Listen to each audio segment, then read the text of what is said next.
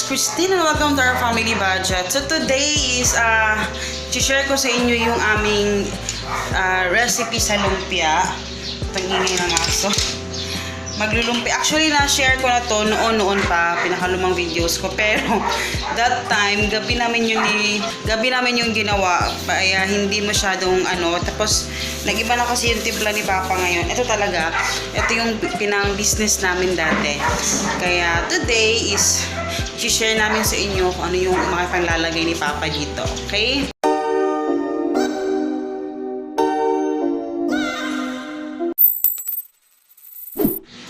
So ngayon, since si Papa yung nakakaalam sa recipe na to, siya yung mag-share sa inyo kung ano yung mga ipanglalagay niya dyan. Kasi ito talaga, alam na alam niya yung mga tawag dito, ingredients na ilalagay dito. Yun ang aso, eh. So, yun, hintayin na natin si Papa kasi may kinukuha pa siya. So, ayan, si Papa yung mag-share. So, si Papa yung mag-share ngayon sa pork lumpia. Shanghai taba? Pork Shanghai. Ayan. So, ano yung ilalagay mo dyan pa? First, 2 kilo na pork fat. Oh, nilagyan ni Papa na medyo may fat konti. Tapos, ito yung mga medyo lean. Lean. At 2 kilo din na lean. So, 2 kilo. What if pa, konti lang yung nila? Kaya na lang magtansya guys, if ever konti lang yung ilalagay nyo, kaya na lang magtansya ng ingredients. Kasi hindi naman kami kinakap-kap, ingangingin ang asoy. So, ayan. Actually, naghugas na si Papa. Hugas siya ng kamay. Kasi nakalimutan niya bumili ng gloves kanina. Haluin muna niya kasi nga may taba siyang inilagay dyan. So, ayan. Yung lulutuin yung gagawin ninyo, tansyahin nyo na lang yung kasi si Papa rin naman, hindi naman niya mini-measure. Tinatansya lang din naman niya. Kaya ngayon, ipapakita lang namin sa inyo kung ano yung mga ilalagay namin dito sa lumpia. First, dalawa kasi klase ating lumpia. Ito ang kaming lumpiang Shanghai. Lumpiang Shanghai. Dapat kasi may celery yan guys na dalawa yung recipe sana. Kaso, hindi kalimutan namin bumili ng celery kanina. Kaya yan lang yung muna. Yung ingredients natin guys, ito syempre yung pinaka-main na ingredients, yung ating ground pork. Pwede din ground beef, ground chicken. Depende sa inyo. So, ito yung ingredients. Ito medyo malalaki yung, kailangan maraming onion. Ito importante, tingnan nyo na kailangan namin gamitin yan. Bell pepper, garlic, at saka maraming carrots. 2 kilo yung binili namin pero hindi namin inubos. Siguro mga 1.5 rato pa. Yan. Tapos sugar, importante na may sugar. Brown sugar dapat pa. Yeah, brown sugar. Yung texture niya. Mas black pepper. Black pepper. Ano pa? Asin. Bitsin at saka accord. Ito, accord to guys. Makikita nyo to sa mga palengke. Actually, meron to sa mall. Yung accord powder. Ito guys, ito naman. Optional naman to. Optional. Kasi kami talaga gumagamit. Isa natin na yung lumpia, walang bitsin. Oo. Kung meron kang celery, hindi ka na maglalagay nito. Pero since wala tayong celery, ito yung ilalagay natin. Paano? Oo. So, yan yung ilalagay natin. So, optional lang to ha. Depende yan sa inyo. So, pasensya na sa aming table kasi hindi siya kagandahan at hindi siya kalinisan. Pero, let's go! First, ilalagay natin yung first una yung brown sugar. Yung brown sugar is half kilo yung nilagay ni Papa. Pero depende pa no kung ano yung mas... Isang lumpia natin, kunti lang yung sugar. Kunti sugar, walang bitsin. Iba siya yung... Pero yung sarap niya, masarap din, pero hindi sila kung gusto mo yung meron kang diabetes, yung isa mo. Meron kang diabetes, wag na lang, asin. Iba na lang. Asin. Isa. 2.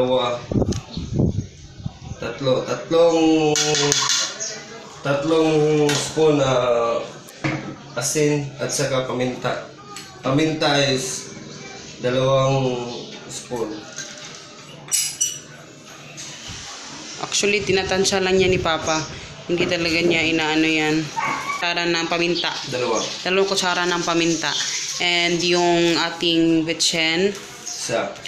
So, Isang kutsara lang. ayan, isang kutsara. So, optional yan guys ha. Hindi ka namin kayo pinipilit kung hindi talaga kayo gumagamit niyan. Iba-iba tayo. Kami gumagamit talaga kami niyan. Kung ayaw nyo ng ganyan, you can use celery pa, no? Celery and what? What else? Celery lang yung isa. Celery lang. Maglagay kayo ng celery. Ayan, hahaluin natin. Yung carrots, hindi pa, mamaya na itatadtad ni Papa. Ihahalo muna niya yan itong mga ingredients na iba. Yung mga powder. Saka na ito. Kung ipaano yung carrots, ilagay paggiling. Kaso, hindi na namin ginawa. Kasi nga, mahal yung carrots doon sa mall. Sa mall namin yan binili eh. Gusto ka masarap yung Shanghai mo, pagiling mo lahat ito. Kasama lang. Kasama lahat yung mga ingredients. Kung may gilingan kayo, kasi sa mall, bawal naman iligiling to lahat, di ba? Pwede. Pwede? Depende sa mall. Depende. Mag-ask ka lang yun sa ano. Magtanong ka na lang doon, guys. Pero, eto ang gagawin namin, since wala kaming ito yung gagamitin namin, yung grater ng cheese grater. Ayan.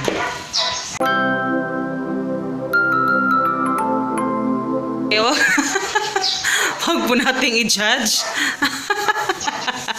Di, mas masarap kung kinamay. Ha? Mas masarap. Hindi nga yung mga chef, nakakamay nga eh. Kahit yung sa advertise, si Erwan Yusuf, kinakamay lahat. Pati yung pag ano ng mga breading mix. Ganyan talaga. Yung ang totoong talagang nagluluto, kinakamay yung mga pagkain. Siyempre, dapat malinis din yung kamay. Charot! So, ayan. For the meantime, minimix muna ni Papa. And ako, babalatan ko lang tong carrots para at least mag-grate na siya.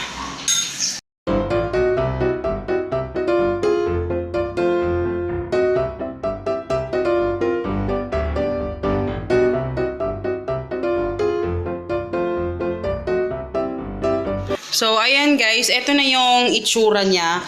So, medyo pahirapan tayo sa pag-grate ng carrots. So, mas maganda talaga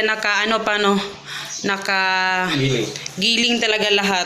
Kung meron kayong gilingan, mas maganda na mas idiretso. Since wala tayo, gusto natin maging practical kasi hindi naman lahat ng mga nanay at tatay may gilingan. So, ito yung pinaka-practical. So, ito na yung pala yung mga tinadtad natin, maliit. So, yun yung disadvantage pag walang gilingan talaga kasi hindi siya masyadong pino, no? Pero, carry lang yan. So, ilagay na natin. Yan yung lahat na pinakita natin kanina ng mga atsal. Oo, sa sibuyas. Oo. So, ayan. Tansyahin nyo na lang. The more the merrier kasi mas malasa siya pa, no? The more mas masarap. So, ayan. Naghugas po siya mga kaibigan. Kaya wag po na tayong mahusga. Huwag kayong dyan, ha? Sa kamay lang ginamit ko kasi yung wedding ring kasi namin nasa kanan. Kanan pa, no? Nasa kanan yung wedding ring namin. Yung sa iba kaliwa. Pero sa amin is kanan. Hindi namin alam kung bakit gano'n. At yung ang carrots. Ang carrots, kailangan nating ilagay. So, mas maganda talaga pag nakagiling talaga lahat eh. Pero, yun nga, ulit-ulit tayo, no? So, i-mix-mix lang po natin, mga kaibigan. Ihalo nating mabuti. Ayan. Medyo maliit yung aming lagayan. Baka lang magtaka kayo bakit ang dami namin ginawa na tawag dito, lumpia. It's because birthday bukas ng aking ni Papa, kanyang pamangkin. So, lumpia yung aming dadalhin. So, yung iba, yun yung pag-restock namin sa aming freezer. Ilalagay namin sa freezer. Kaya, good for ilang weeks na yan. Ang tagal niyan mauubos. Kaya, yun. Kaya medyo madami. So, ayan, nilagay na natin lahat. Yung last na halo.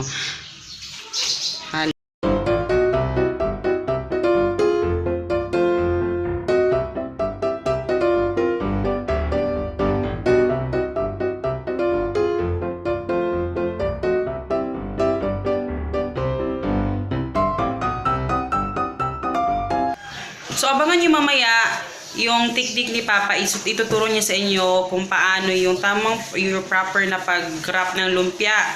Yung pagbalot ng sa lumpia wrapper. Kasi minsan, usually nangyayari, pag nagpiprito tayo ng lumpia, madali siyang, ang tawag dun pa? Kumunat.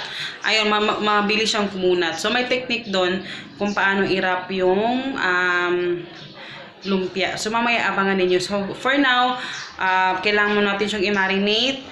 Huwag natin ipapak diretso. Kailangan para yung lasa niya is manuot dun sa karne. So, ayun. Ano pang gusto mo sabihin pa? Wala. Okay.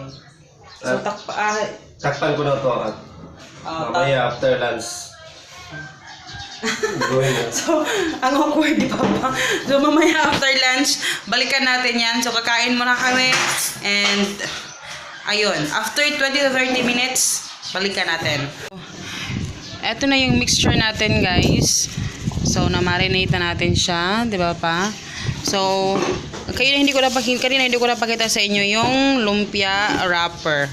So, kailangan natin siyang, kasi yung lumpia wrapper natin is hindi social.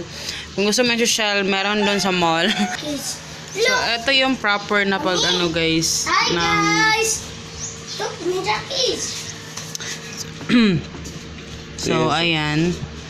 Yung proper na pag, guys, fold. Fold. And then, At i-freeze mo lang yan. Freeze, ayan. Yan guys, tapos water. Wala nang arte-arte. Yung iba kasi egg. Sa amin, water lang. Sobrang ganda guys. Wow! So, yan yung... Actually, hindi talaga ako marunong gumawa ng ganito. Yung ganito ka-straight. Hindi. Iba yung lumpia ko, guys. So, tingnan natin mamaya. Yung, makikita nyo na pare-pareho yung sizes si Papa na ginagawa niyang lumpia. So, ayan. Continue lang. Tapos, yan na.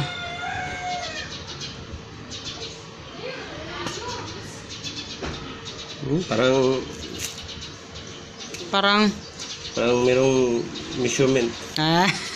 Para daw mayroong measurement. Again. And Fold yung dalawa sa sides. tapos And then freeze lang guys, freeze. Yan. press. And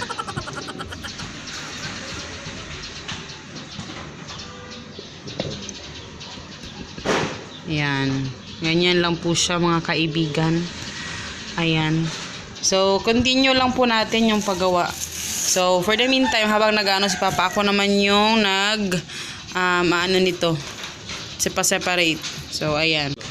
Pero, eto na yung final product natin, guys. Medyo nasunog yung iba. Pero, yan yung final product. Niluto ko na. And, eto din yung pang stock natin. So, ayan.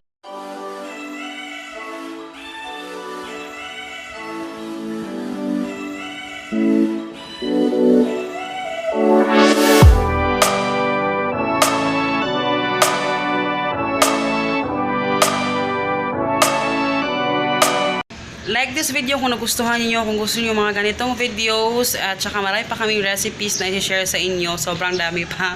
Marami pang naiisip, sana hindi ko makalimutan. And please don't forget to subscribe and see you in my next video, guys. Bye! Enjoy!